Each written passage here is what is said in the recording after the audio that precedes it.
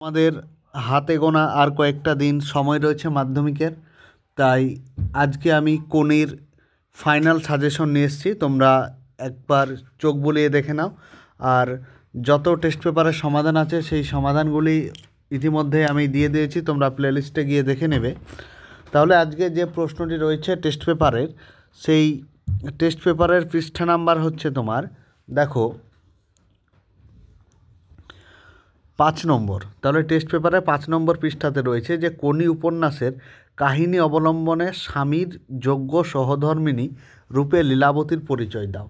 তাহলে এই প্রশ্নটি নিয়ে আজকে আমরা আলোচনা করব। চলো, এটা 2019 সালে এসেছিল, আবারও ইম্পর্টেন্ট আছে তোমাদের সামনে মাধ্যমিক পরীক্ষার জন্য।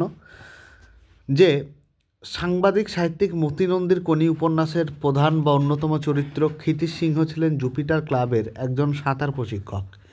নিঃসন্তান ক্ষিতীশের পরিবারে তার স্ত্রী লীলাবতী ছিল প্রকৃত কর্ত্রী। কোনির সাঁতারু হওয়ার পিছনে যেমন ক্ষিতীশের অবদান সব থেকে বেশি ছিল, তেমনি ক্ষিতীশের জীবনে লীলাবতীর প্রভাবও ছিল অপরিসীম। লীলাবতীর যেসব গুণাবলী সকলের দৃষ্টি আকর্ষণ করে সেগুলি হলো, এবার কি কি রয়েছে সেগুলি দেখো। প্রথমে আছে উপার্জনকারী।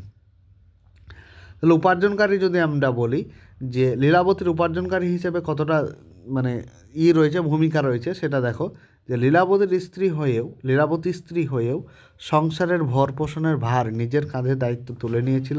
এবং ক্ষিতীশ যখন ব্যবসা দেখাশোনা করতো তখন তাদের যে দর্জির দোকান ছিল, সেই দর্জির দোকানে সিনহা টেলারিং প্রায় ডুবতে বসেছিল। ঠিক সেই তখনই লীলাবতী এসে তার হাল ধরেছিল, ঠিক আছে। আর দোকানের নাম বদলে রাখা হয়েছিল প্রজাপতি। সেই প্রজাপতি রীতিমতো ডানা মেলে উঠতে শুরু করেছে, ঠিক আছে। এগুলো তোমরা সংক্ষিপ্ত আকারে দেবে। পরবর্তী দেখো সংসারের কর্ত্রী। সংসারের কর্ত্রী হিসেবে তার কতটা গুরুত্ব ছিল, যে তিনি দোকান সামলানোর পাশাপাশি সংসারের দিকটাও ঠিকঠাক তিনি কিন্তু করতেন, ঠিক আছে, বা সংসারের দিকটাও ঠিকভাবে নজর রাখতেন।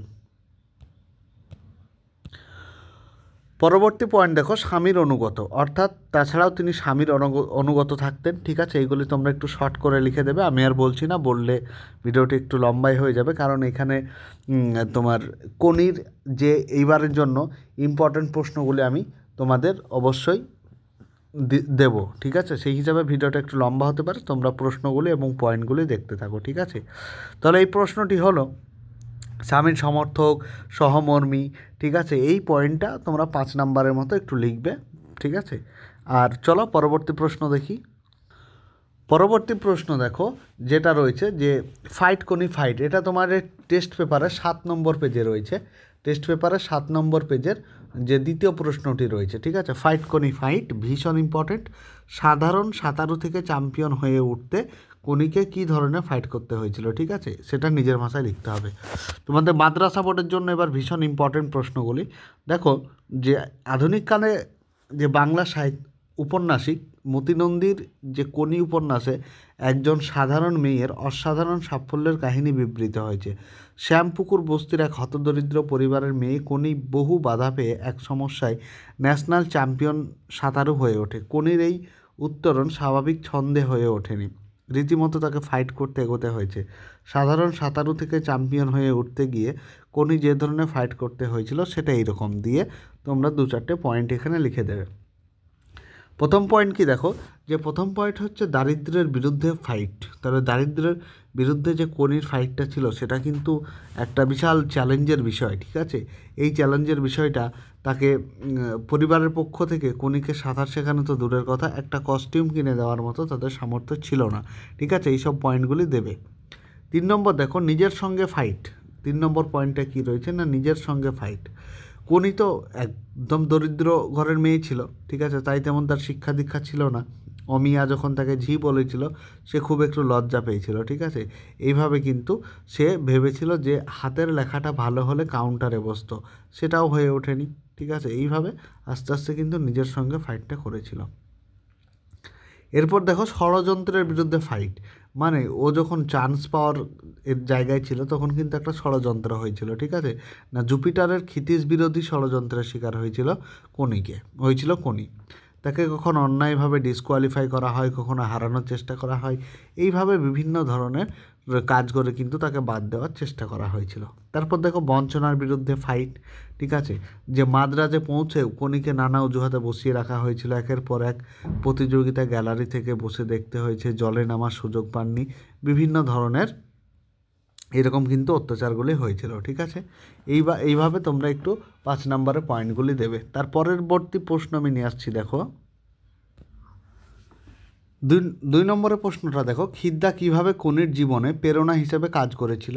এটাও একটা ভীষণ ইম্পর্টেন্ট। এই ভিডিওতে আমি সমস্ত কোনি থেকে ইম্পর্টেন্ট প্রশ্নগুলি তোমাদের তুলে দেবো, ঠিক আছে। এবারের জন্য যে মতিনন্দীর কোনি উপন্যাসে ক্ষিতির সিংহ এক অনন্য সাধারণ ব্যক্তিত্ব।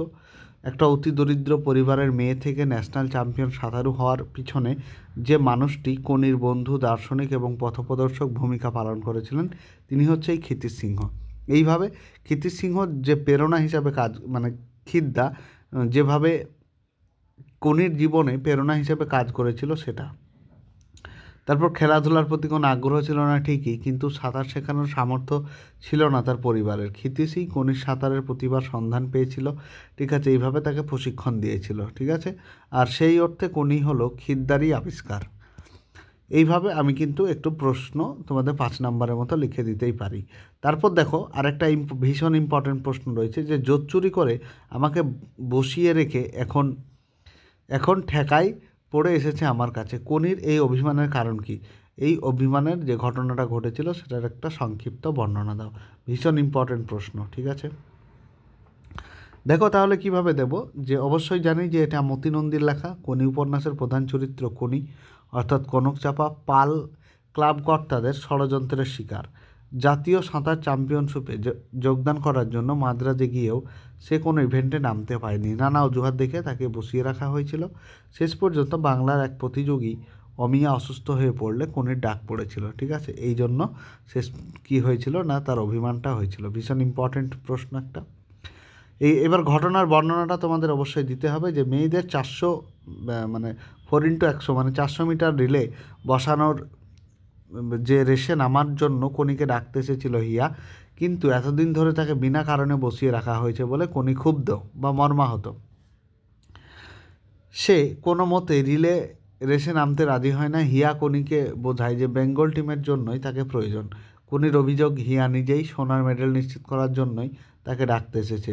উত্তেজিত হিয়া কোনিকে চড় মারার জন্য হাত তুললে কোনিও তাকে মারতে উদ্যত হয়। কোনো কস্টিউম ছিল না, হিয়ার অতিরিক্ত কস্টিউম পরেই তাকে অবশ্যই প্রস্তুত হতে হয়, ঠিক আছে। এইভাবে কিন্তু তোমরা দিয়ে দেবে।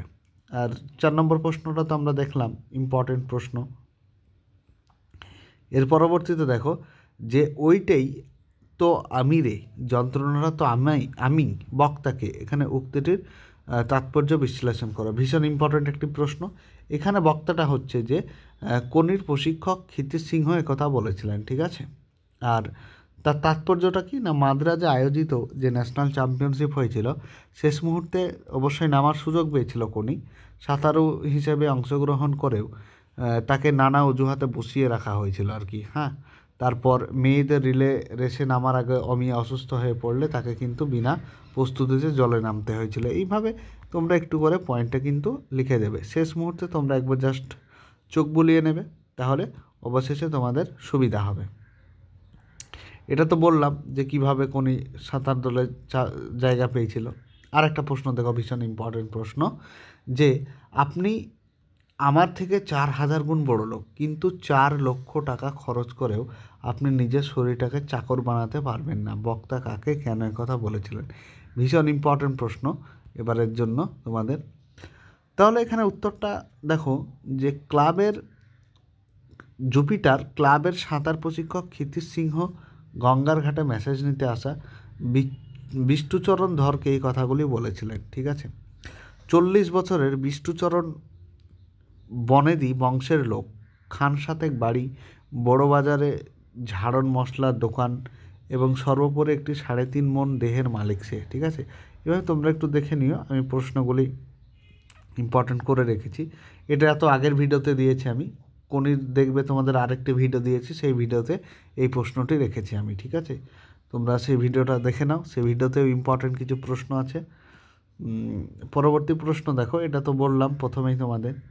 আরেকটি প্রশ্ন আছে মনে হয়, দেখো ফাইট কোনি ফাইট, এটাও বললাম।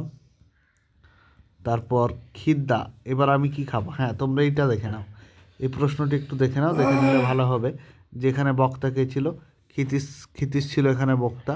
কোনি ক্ষিতিশকে কথা বলেছিল, সরি কোনি ছিল। ঠিক আছে, তোমরা এই প্রশ্নগুলি একটু দেখে নিও, ঠিক আছে, এটাও দেখে নিবা তোমরা, ইম্পর্টেন্ট রয়েছে, ঠিক আছে। আর আজকে তাহলে ভিডিওটি এই পর্যন্তই। আর ভিডিওটি অবশ্যই বন্ধুদের সাথে শেয়ার করো, যারা নতুন চ্যানেলটি সাবস্ক্রাইব করো, পাশে থেকো।